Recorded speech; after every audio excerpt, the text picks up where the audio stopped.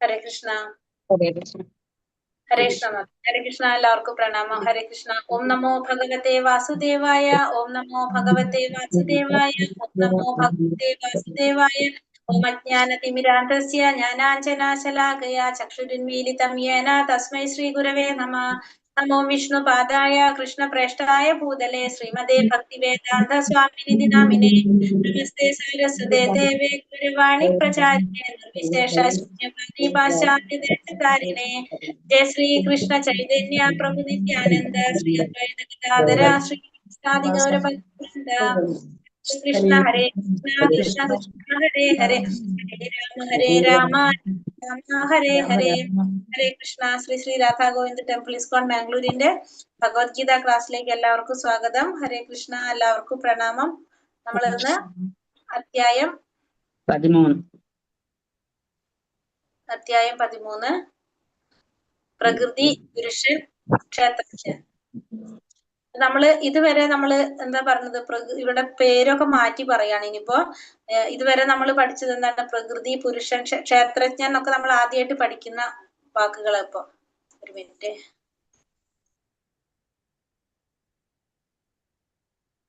പതിമൂന്നാമത്തെ അധ്യായം ഏത് യോഗാണ്? ജ്ഞാനയോഗം. ജ്ഞാനയോഗം തുടങ്ങാണ്. അപ്പൊ നമ്മള്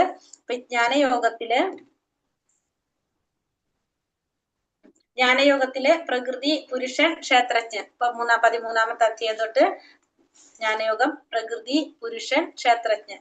അപ്പൊ എന്താണ് പ്രകൃതി, എന്താണ് പുരുഷൻ, എന്താണ് ക്ഷേത്രജ്ഞൻ, അതാണ് ഈ പറയാനുള്ളത്.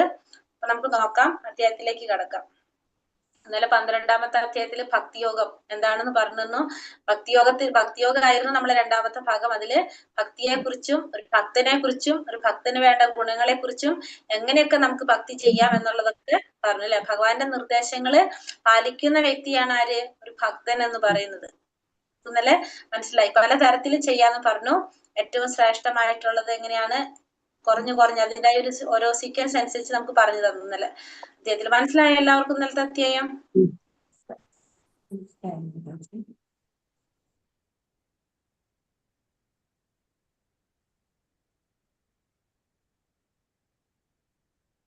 ഇനി അധ്യായം 13 പ്രകൃതി, പുരുഷൻ, ക്ഷേത്രജ്ഞൻ. ശ്രീ ശ്രീ രാധാ ഗോവിന്ദ് കി ജയ്, ശ്രീല പ്രഭുപാദ് കി ജയ്. അധ്യായം 13 35 ശ്ലോകങ്ങളാണ് ഉള്ളത്. അതില് 1-ാമത്തെ ശ്ലോകം അർജുനന്റെ 6 ചോദ്യങ്ങളാണ്. അത് കഴിഞ്ഞ് 2 മുതൽ 7 വരെ 3-4 ചോദ്യങ്ങൾക്കുള്ള ഉത്തരം നൽകുന്നു. അർജുനന്റെ 3-4 ചോദ്യത്തിനുള്ള ഉത്തരം ക്ഷേത്രവും ക്ഷേത്രജ്ഞൻ അതിനെ കുറിച്ചുള്ളതാണ് ആദ്യം ഉത്തരം കൊടുക്കുന്നത്. പിന്നെ ക്ഷേത്രജ്ഞനെ കുറിച്ച് പറയുന്നു. പിന്നെ അത് കഴിഞ്ഞിട്ട് 8 മുതൽ 12 വരെ 5-ാമത്തെ ചോദ്യത്തിന് ഉത്തരം നൽകുന്നു. ജ്ഞാനം, പിന്നെ ജ്ഞാനത്തിന്റെ പ്രക്രിയ, മോക്ഷം, അതിനെ കുറിച്ച് പറയുന്നു. 13 മുതൽ 19 വരെ 6-ാമത്തെ ചോദ്യത്തിനാണ് ഉത്തരം നൽകുന്നത്. പിന്നെ 20 മുതൽ 26 വരെ 1-2 ചോദ്യങ്ങൾക്കുള്ള ഉത്തരം നൽകുന്നു. പ്രകൃതി, പുരുഷൻ, പ്രകൃതിയിലെ ത്രിഗുണങ്ങളുമായിട്ടുള്ള ബന്ധം. 27 മുതൽ 35 വരെ ജ്ഞാന ചക്ഷുഷ, അറിവിന്റെ ദർശനം, അതിനെ കുറിച്ച് പറയുന്നു. അപ്പൊ ഇതിനെ 6 ഭാഗങ്ങളാക്കിയിട്ടാണ് ഈ അധ്യായം തിരിച്ചിരിക്കുന്നത്. ഫസ്റ്റ് അർജുനന്റെ ചോദ്യങ്ങൾ.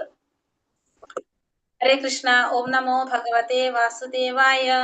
അർജുന ഉവാച പ്രകൃതിം പുരുഷം ചൈവ ക്ഷേത്രം ക്ഷേത്രജ്ഞമേവ ച ഏതത് വേദിതുമിച്ഛാമി ജ്ഞാനം ജ്ഞേയം ച കേശവ. ശ്രീ ഭഗവാനുവാച ഇദം ശരീരം കൗന്ദേയ ക്ഷേത്രമിത്യാഭിധീയത്തെ ഏതദ്യോ വേത്തി തം ബാഹു ക്ഷേത്രജ്ഞ ഏതദ്യോ വേത്തി തം പ്രാഹു ക്ഷേത്രജ്ഞ ഇതി തത്വിദഃ. അർജുനൻ പറഞ്ഞു, അല്ലയോ പ്രിയപ്പെട്ട കൃഷ്ണ, പ്രകൃതി, പുരുഷൻ, ക്ഷേത്രം, ക്ഷേത്രജ്ഞൻ, ജ്ഞാനം, ജ്ഞാനത്തിന് വിഷയീഭവിക്കുന്നത്, ഇവയെ കുറിച്ചെല്ലാം അറിയാൻ ആഗ്രഹമുണ്ട്. അപ്പൊ അർജുനൻ ഭഗവാനോട് ചോദിക്കുകയാണ്, പ്രകൃതി, ക്ഷേത്രം, ക്ഷേത്രജ്ഞൻ, പുരുഷൻ, ജ്ഞാനം, ജ്ഞാനത്തിന് വിഷയീഭവിക്കുന്നത്, ഇതിനെ കുറിച്ചെല്ലാം അറിയാൻ എനിക്ക് ആഗ്രഹമുണ്ട്. പരമദിവ്യോത്തമ പുരുഷനായിട്ടുള്ള ഭഗവാൻ എന്താ പറഞ്ഞത്? കുന്തിപുത്ര, ഈ ശരീരത്തെയാണ് എന്ത് പറയുന്നത്? ക്ഷേത്രം എന്ന് പറയുന്നത്. ആ ശരീരത്തെ കുറിച്ച് അറിയുന്നവനാണ് ക്ഷേത്രജ്ഞൻ. അപ്പൊ ഇവിടെ അർജുനൻ എന്താ പറയണത്? ശരീരം ക്ഷേത്രം എന്ന് ഭഗവാൻ പറഞ്ഞു കൊടുക്കുന്നു അർജുനന്. ഈ ശരീരത്തെ കുറിച്ച് അറിയുന്നവനെയാണ് ക്ഷേത്രജ്ഞൻ എന്ന് പറയുന്നത് എന്ന് ഭഗവാൻ അർജുനന് പറഞ്ഞു കൊടുക്കാണ്. അപ്പൊ പ്രകൃതി എന്താണ്? ഭൗതിക പ്രകൃതി. അപ്പൊ 20-26 ശ്ലോകത്തിൽ അതിനെക്കുറിച്ച് പറയുന്നു.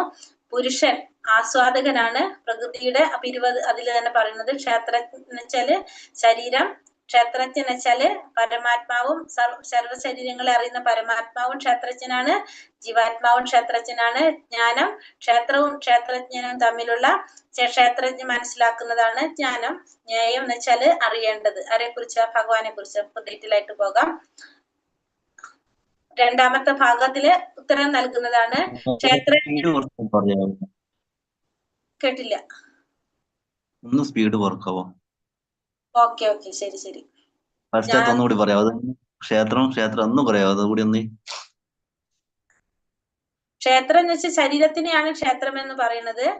ആ ശരീരത്തെ കുറിച്ച് അറിയുന്നവന് ക്ഷേത്രജ്ഞൻ എന്ന് പറയുന്നു. രണ്ട് കാര്യം പറഞ്ഞിട്ടുള്ളതില്. ക്ഷേത്രം എന്ന് പറഞ്ഞ ശരീരത്തെ, നമ്മുടെ ഈ ശരീരമാണ് ക്ഷേത്രം എന്ന് പറയുന്നത്. ആ ക്ഷേത്രത്തെ കുറിച്ച് അറിയുന്നവനാണ് ആര്? ക്ഷേത്രജ്ഞൻ എന്നാണ് ആര് പറഞ്ഞത്? ഇവിടെ ഭഗവാൻ പറയുന്നത്. 2 ശ്ലോകം കഴിഞ്ഞു അല്ലെ? അപ്പൊ ഇവിടെ ശരീരത്തെയാണ് എന്ത് പറയുന്നത്? ക്ഷേത്രം എന്ന് പറയുന്നത്. ആ ശരീരത്തെ കുറിച്ച് അറിയുന്നവനാണ് ക്ഷേത്രജ്ഞൻ എന്ന് ഭഗവാൻ പറഞ്ഞത്. ഇനി 3-ാമത്തെ ശ്ലോകത്തില് ക്ഷേത്രജ്ഞം ചാഭിമാം വിദ്ധി സർവക്ഷേത്രേഷു ഭാരത ക്ഷേത്രജ്ഞയോർജ്ഞാനം യത്തജ്ഞാനം മതം മമ. ഹേ ഭാരത വംശജ, സർവ ശരീരങ്ങളിലും കുടികൊള്ളുന്ന ഞാനും ക്ഷേത്രജ്ഞനാണെന്ന് നീ അറിയണം. ഇവിടെ എന്താ പറഞ്ഞത്? സർവ ശരീരങ്ങളിലും കുടികൊള്ളുന്ന ഞാനും ആര് തന്നെയാണ്? ക്ഷേത്രജ്ഞൻ തന്നെയാണ്. അപ്പൊ ശരീരത്തെ കുറിച്ച് അറിയുന്നവനാണ് ക്ഷേത്രജ്ഞൻ എന്ന് പറഞ്ഞു. അപ്പൊ ശരീരത്തെ കുറിച്ച് ആർക്കറിയാം? ജീവാത്മാവിനറിയാം. കാരണം ആ ജീവാത്മാവ് ഇരിക്കുന്നത് ആ ശരീരത്തിലാണ്. അപ്പൊ അതുകൊണ്ട് ജീവാത്മാവിനെ ക്ഷേത്രജ്ഞൻ എന്ന് പറയുന്നു. അപ്പൊ ഇവിടെ ഭഗവാൻ പറയാണ് സർവ ശരീരങ്ങളിലും കുടികൊള്ളുന്ന ഞാനും ആര് തന്നെയാണ്? ക്ഷേത്രജ്ഞൻ തന്നെയാണ്. കാരണം എനിക്കും എന്തറിയാം? ആ ശരീരത്തെ കുറിച്ച് അറിയാം. കാരണം എല്ലാവരുടെ ശരീരത്തിലും ആരുണ്ട്? ഞാനും ഉണ്ട്. അതുകൊണ്ട് ഞാനും ക്ഷേത്രജ്ഞൻ തന്നെയാണെന്ന് ഭഗവാൻ പറയാണ്. ഈ ശരീരമാകുന്ന ക്ഷേത്രത്തെയും ക്ഷേത്രജ്ഞനെയും കുറിച്ചുള്ള അറിവാണ് ജ്ഞാനം. ഇതാണ് എന്റെ അഭിപ്രായം. ഇനിയോ ക്ഷേത്രജ്ഞനെ കുറിച്ചും ക്ഷേത്രത്തെ കുറിച്ചുമുള്ള അറിവാണ് എന്ത്? ജ്ഞാനം എന്ന് പറയുന്നത്. ക്ഷേത്രം എന്ന് പറഞ്ഞാൽ ശരീരം, ക്ഷേത്രജ്ഞൻ എന്ന് വെച്ചിട്ടുണ്ടെങ്കില് ജീവാത്മാവും ഉണ്ട്, പരമാത്മാവും ഉണ്ട്. അപ്പൊ ഇവരെ കുറിച്ചുള്ള ജ്ഞാനമാണ്, ഇവരെ കുറിച്ചുള്ള അറിവാണ് എന്ത്? ജ്ഞാനം എന്ന് പറയുന്നത്. ഇതാണ് ഭഗവാന്റെ അഭിപ്രായം എന്ന് ഭഗവാൻ പറയുന്നു. ഒരു പൗരന് തൻ്റെതായ ഭൂമിയെ കുറിച്ച് മാത്രം അറിയാം. ഒരു രാജാവിനാകട്ടെ സ്വന്തം അരമനയെ പറ്റി മാത്രമല്ല ഓരോ പൗരന്മാരുടെ വസ്തുക്കളെ പറ്റിയും അറിവുണ്ട്. ഒരാൾക്ക് തൻ്റെതായ ശരീരത്തിൽ ഉടമാവകാശമുണ്ട്. എന്നാൽ സർവ്വ ശരീരങ്ങളുടെയും ഉടമസ്ഥൻ ഭഗവാൻ മാത്രമാണ്. മൗലികമായി രാജ്യാവകാശം രാജാവിൻ്റെതാണ്. പ്രജകൾ രണ്ടാമതേ ഉടമകളാകുന്നുള്ളൂ. അതുപോലെ ഭഗവാനാണ് സർവ്വ ശരീരങ്ങൾക്കും സർവാധികാരി. അപ്പൊ എന്താണ്? ഒരു പൗരന് തന്റെ ഭൂമിയെ കുറിച്ച് മാത്രമേ അറിയുള്ളൂ. പക്ഷെ രാജാവിനാണെങ്കിലോ ആ പൗരന്റെ ഭൂമിയെ കുറിച്ച് രാജാവിനറിയാം. അതായത് സ്വന്തം അരമനയെ കുറിച്ച് മാത്രമല്ല ഓരോ പൗരന്മാരുടെ വസ്തുവകളെ പറ്റി ആർക്കറിയാം? രാജാവിനറിയാം. അതേപോലെ തന്നെയാണ് ശരീരത്തിന്റെ ഭഗവാനും. അതായത് ഈ ശരീരത്തിന്റെ ഉടമസ്ഥാവകാശം നമുക്ക് മാത്രമല്ല ആർക്കുണ്ട്? ഭഗവാനുണ്ട്. എല്ലാ ശരീരങ്ങളുടെ ഉടമസ്ഥനും ആര് കൂടിയാണ്?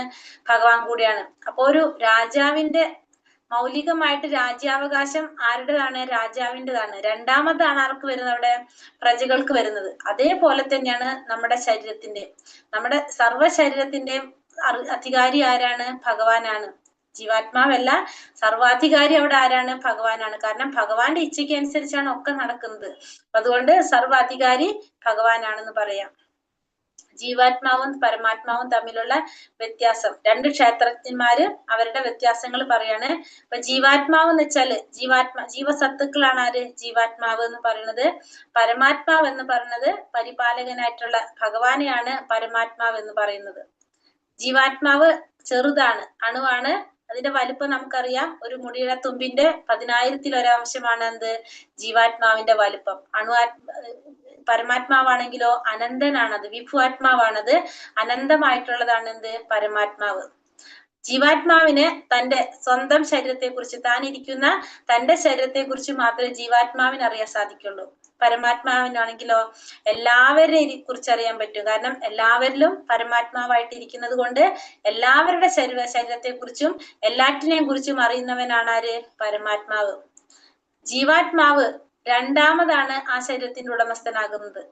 ആ ഇരിക്കുന്ന ശരീരത്തിന്റെ യഥാർത്ഥ ഉടമസ്ഥൻ ആരാണ്? പരമാത്മാവാണ്. രണ്ടാമത്തെ ഉടമസ്ഥനാണ് ആര്? ജീവാത്മാവ്. അപ്പൊ ഭഗവാനാണ് സർവ ശരീരത്തിന്റെ ഉടമസ്ഥാവകാശി, അല്ലെങ്കിൽ സർവാധികാരി ആരാണ്? ഭഗവാനാണ്. ജീവാത്മാവ് രണ്ടാമത് ഇന്ദ്രിയങ്ങളുടെ നിയന്ത്രണങ്ങളാകുന്നുള്ളു. അപ്പൊ നമ്മുടെ ഇന്ദ്രിയങ്ങളെ നിയന്ത്രിക്കുന്നതിന് രണ്ടാമതാണ് ആര് ചെയ്യുന്നത്? ഈ ജീവാത്മാവുകൾക്കുള്ളത്.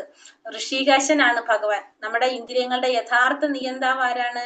ഭഗവാനാണ്. പിഴ പറ്റുന്നവൻ. ജീവാത്മാക്കൾക്ക് എന്ത് പറ്റും? തെറ്റുകൾ പറ്റും. പക്ഷെ ഒരിക്കലും ആർക്ക് തെറ്റില്ല? ഭഗവാന് തെറ്റ് പറ്റുന്നില്ല. സ്നേഹമുള്ളൊരു സേവകനാണ് ജീവാത്മാവ്. ആരാണ്? സേവകനാണ്. പരമാത്മാവ് ആരാണ്? യജമാനനാണ്. എല്ലാവരും യജമാനനാണ് ആര്? പരമാത്മാവ്. അസംഖ്യമായിട്ടുള്ള ജീവാത്മാക്കളുണ്ട്. ജീവാത്മാക്കള് ഇഷ്ടത്തിന് ജീവാത്മാക്കളുണ്ട്. ഓരോ ജീവാത്മാവിന്റെയും ഹൃദയത്തില് പരമാത്മാവ് കുടികൊള്ളുന്ന ആ പരമാത്മാവ് ഒരു പരമാത്മാവ് മാത്രമാണ് ഉള്ളത്. എല്ലാവരിലും കുടികൊള്ളുന്നത് ഒരേ ഒരു പരമാത്മാവാണ്. പക്ഷെ ജീവാത്മാക്കൾ എങ്ങനെയാണ്? ഓരോരുത്തരും വ്യത്യസ്തമായിരിക്കും. അതാണ് ജീവാത്മാവും പരമാത്മാവും തമ്മിലുള്ള വ്യത്യാസങ്ങള്. തക്ഷേത്രം യച്ചയത്രിച്ച തദ്വികാരീയദശ്ചയത് സച്ച യോ തത്പ്രഭാവശ്ച തത്സമാസേന മേ ശൃണു. ഈ കർമ്മക്ഷേത്രം, അതിന്റെ ഘടന, അതിന് നേരിടുന്ന മാറ്റങ്ങൾ, അതിന്റെ ഉത്ഭവകാലം, കർമ്മക്ഷേത്രങ്ങളുടെ ജ്ഞാതാവിന്റെ സ്വാധീനത, ഇവയെ കുറിച്ചെല്ലാം ഞാൻ സംക്ഷിപ്തമായി പറഞ്ഞു തരാം. ദയവായി കേൾക്കൂ. ഇനി ആ കർമ്മക്ഷേത്രത്തെ കുറിച്ചും അതിന്റെ ഘടനയെ കുറിച്ചും അതിന് നേരിടുന്ന മാറ്റങ്ങൾ, അതിന്റെ ഉത്ഭവകാലം, കർമ്മക്ഷേത്രങ്ങളുടെ ജ്ഞാതാവിന്റെ സ്വാധീനത, ഇവയെ കുറിച്ചെല്ലാം ഇനി സംക്ഷിപ്തമായിട്ട് പറഞ്ഞു തരാമെന്ന് അർജുനനോട് ഭഗവാൻ പറയാണ്. ഇനി അത് എന്താണെന്നുള്ളത് കേൾക്കാനാണ് പറയുന്നത്. ഭഗവത്ഗീതയിൽ കൃഷ്ണ ഭഗവാന്റെ വിവരണങ്ങളിൽ നേരിട്ട് പഠിക്കുന്നത് കൊണ്ട് ഈ അറിവെല്ലാം നേടാവുന്നതാണ്. ഒന്ന് ഓർക്കണം, സർവശരീരങ്ങളിൽ വാഴുന്ന പരമദിവ്യോത്തമ പുരുഷനും വ്യക്തിഗത ജീവാത്മാവും ഒന്നാണെന്ന് തെറ്റിദ്ധരിക്കാതിരിക്കാൻ ശ്രമിക്കണം. പ്രബലമായതിനെയും ദുർബലമായതിനെയും തുല്യമെന്ന് കരുതുന്നത് പോലെയാണത്. അവിടെ എന്താ പറഞ്ഞത്? ഓർക്കേണ്ട കാര്യം പറഞ്ഞത്, എല്ലാവരുടെ ശരീരത്തിലും ആരുണ്ട്? പരമാത്മാവും ഉണ്ട്, ജീവാത്മാവും ഉണ്ട്. പക്ഷെ ഇത് രണ്ടും ഒന്നാണ്. ജീവാത്മാവും പരമാത്മാവും ഒന്നാണെന്ന് തെറ്റിദ്ധരിക്കാതിരിക്കാൻ ശ്രമിക്കണം. ഇത് രണ്ടും ഒന്നല്ല. കാരണം ഇത് പ്രബലമായതും ദുർബലമായതും തുല്യമാണെന്ന് കരുതുന്നത് പോലെയാണ്. അത് രണ്ടും ഒരിക്കലും ഒന്നല്ല എന്ന് പറയുന്നു. ഭഗവാന്റെ വിവരങ്ങളിൽ നിന്ന് നേരിട്ട് പഠിക്കുന്നത് കൊണ്ട് ഈ അറിവെല്ലാം നേടാവുന്നതാണ്. അപ്പൊ നമുക്ക് ഭഗവത്ഗീത പഠിച്ചു കഴിഞ്ഞാൽ ഇത്തരത്തിലുള്ള എല്ലാ അറിവുകളും നമുക്ക് നേടാനായിട്ട് സാധിക്കും. ഋഷിഭിർബഹുധാ ഗീതം ഛന്ദോഭിർവിവിധൈ പൃഥക് ബ്രഹ്മസൂത്രപതൈശ്ചൈവ ഹേതുമദ്ഭിർവിനിശ്ചിതൈ. പ്രവർത്തന മേഖലയെയും അതിന്റെ ജ്ഞാതാവിനെയും കുറിച്ചുള്ള ജ്ഞാനം വിവിധ വൈദിക കൃതികളിലൂടെ ഋഷീശ്വരന്മാർ നൽകിയിട്ടുണ്ട്. വിശേഷിച്ച് വേദാന്ത സൂത്രത്തിൽ കാര്യകാരണ സഹിതം ഇത് സമർത്ഥിക്കപ്പെട്ടിരിക്കുന്നു. അപ്പൊ പ്രവർത്തന മേഖലയെ കുറിച്ചും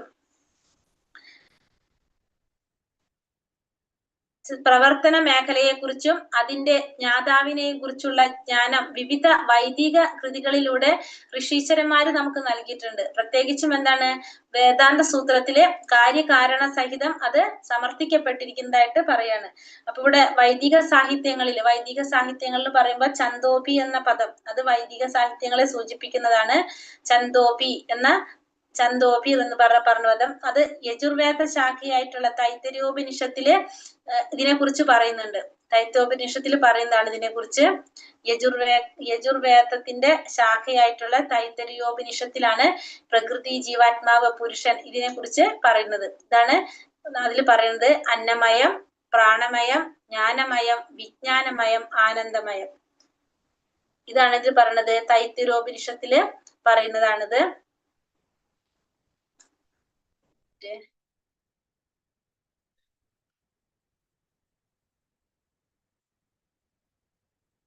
തൈത്തരീയോപനിഷത്തില് പറയുന്ന ഒരിക്കൽ കൂടി പറയണ മാതാജി. അന്നമയം അന്നമയം, പ്രാണമയം, പിന്നെ വന്നിട്ട് ജ്ഞാനമയം, പിന്നെ വിജ്ഞാനമയം, ആനന്ദമയം. ഓക്കെ. അതാണ് പറയുന്നത്. തൈത്തിരോപ ഇത് പഞ്ചകോശങ്ങൾ എന്ന് പറയാം. ഇത് ഉപനിഷത്തില് പറയുന്ന തൈത്തിരോപനിഷത്തിൽ പറയുന്നതാണ്. ഇതിന് പഞ്ചകോശങ്ങൾ നമുക്ക് ഇതിനെ പറയാൻ സാധിക്കും, ഈ 5 എണ്ണത്തിന്. ഏറ്റവും ലാസ്റ്റ് ആണെന്ത്? ആനന്ദമയം. പരമാനന്ദത്തിന്റെ ഉച്ചകോടിയിലെത്താന്ന് പറഞ്ഞത്, അതാണ് ആനന്ദമയം എന്ന് പറയുന്നത്. ഇത് ഉദ്ദേശിക്കുന്നത് നമ്മുടെ മനുഷ്യ ശരീരത്തിനെയും ആത്മാവിനെയും ആവരണം ചെയ്തിരിക്കുന്ന 5 തലങ്ങളെയാണ് ഇത് ഉദ്ദേശിക്കുന്നത്. ഈ പഞ്ചകോശങ്ങൾ എന്ന് പറയുന്നത് നമ്മുടെ ശരീരത്തിലെ ആത്മാവിനെ ആവരണം ചെയ്തിരിക്കുന്ന, ശരീരത്തിലെ ആത്മാവിനെ ആവരണം ചെയ്തിരിക്കുന്ന ഈ 5 തലങ്ങൾ, അതിനെയാണ് എന്ത് പറയുന്നത്? ഈ പഞ്ചകോശങ്ങൾ കൊണ്ട് ഉദ്ദേശിക്കുന്നത്. ആദ്യം എന്താണ് വരുന്നത്? അന്നമയം. അന്നമയം എന്ന് പറയുന്നത് അന്നത്തെ ആശ്രയിച്ചിരിക്കുന്ന ജീവിതം എന്ന് പറയാം. അതായത് നമ്മൾ ഈ ഭൗതിക ശരീരം, അത് നമ്മൾ കഴിക്കുന്ന അന്നം കൊണ്ട്, ഭക്ഷണം കൊണ്ട് നിർമ്മിക്കപ്പെട്ടതാണ്.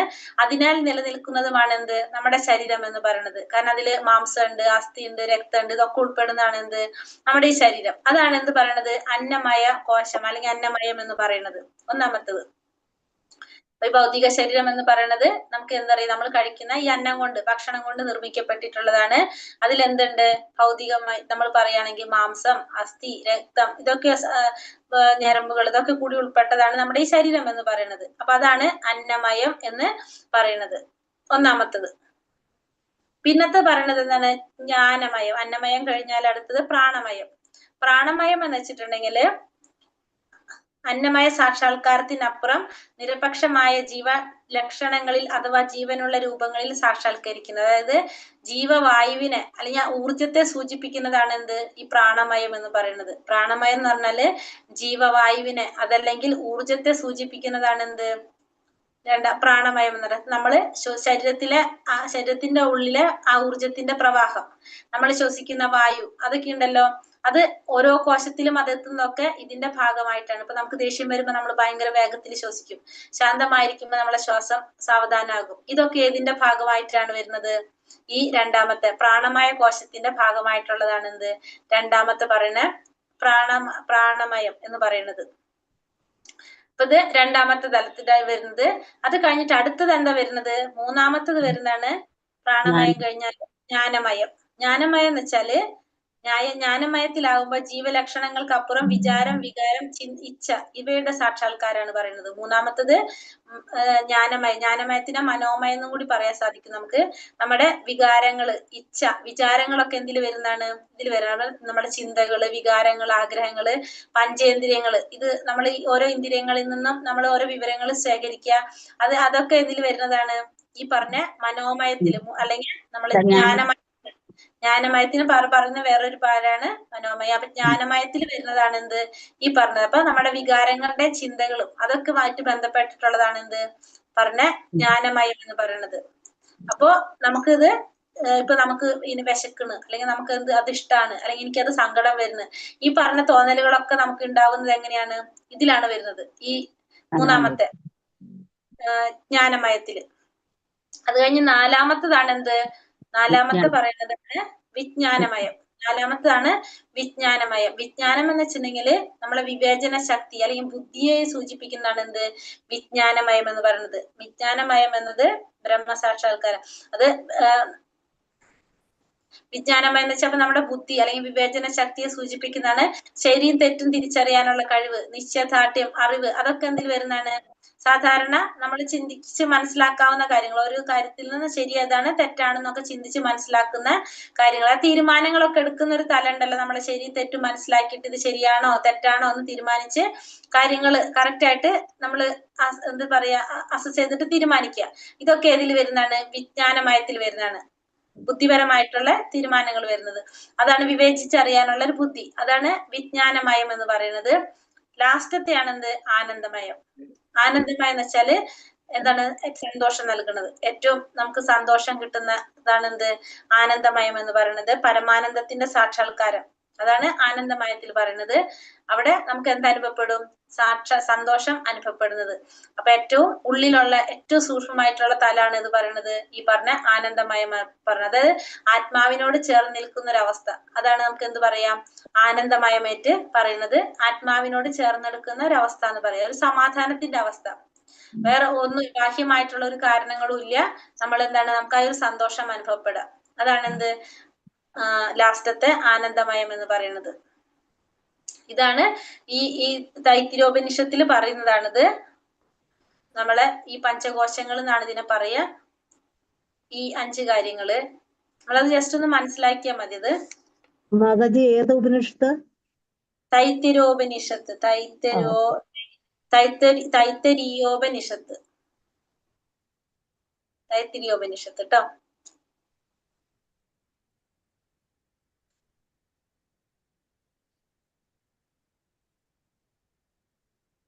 ഇനി അടുത്ത ശ്ലോകത്തിൽ എന്താ പറയുന്നത്? ഇനിയിപ്പോ അതിനെ കുറിച്ച് പറയാം. മറ്റേ ഇതിനെ കുറിച്ച് പറയാണ്. അതിനെ കുറിച്ച് ശരീരത്തെ കുറിച്ച് പറയാണ്. നമുക്ക് മഹാഭൂത്യാനഹങ്കാരോ ബുദ്ധിരവ്യക്തമേവ ച ഇന്ദ്രിയാണി ദശൈകം ച പഞ്ചചേന്ദ്രിയ ഗോചരഃ ഇച്ഛദ്വേഷസുഖം ദുഃഖം സംഘാതാശ്ചേതനാധൃതിഃ ഏതത് ക്ഷേത്രം സമാസേന സാവികാരാമുദാഹൃതം. 5 മഹാഭൂതങ്ങൾ, മിഥ്യാഹങ്കാരം, ബുദ്ധി, അവ്യക്തത, 10 ഇന്ദ്രിയങ്ങൾ, മനസ്സ്, 5 ഇന്ദ്രിയ വിഷയങ്ങൾ, രാഗദ്വേഷങ്ങൾ, സുഖദുഃഖങ്ങൾ, സമദൃഷ്ടി, ജീവലക്ഷണങ്ങൾ, ദൃഢവിശ്വാസം എന്നിവയും ചുരുക്കത്തിൽ ക്ഷേത്രമായും അതിന്റെ പ്രതിപ്രവർത്തനങ്ങളായും വിവരിക്കപ്പെട്ടിട്ടുണ്ട്. ഇവിടെ എന്തൊക്കെ പറഞ്ഞത്? നമ്മളെ ഈ പറഞ്ഞ ക്ഷേത്രത്തിന്റെ ക്ഷേത്രത്തിൽ എന്തെല്ലാം ഉണ്ടെന്ന് പറയാണ്. കർമ്മക്ഷേത്രമായിട്ടുള്ള ആ ക്ഷേത്രത്തിൽ എന്തെല്ലാം ഉൾപ്പെട്ടിട്ടുണ്ടെന്ന് പറയാണ്. എന്തൊക്കെയാ പറഞ്ഞിരിക്കുന്നത്? പഞ്ചമഹാഭൂതങ്ങള്, 5 പഞ്ചമഹാഭൂതങ്ങൾ ഏതൊക്കെയാണ്? ഭൂമി, ജലം, അഗ്നി, വായു, ആകാശം.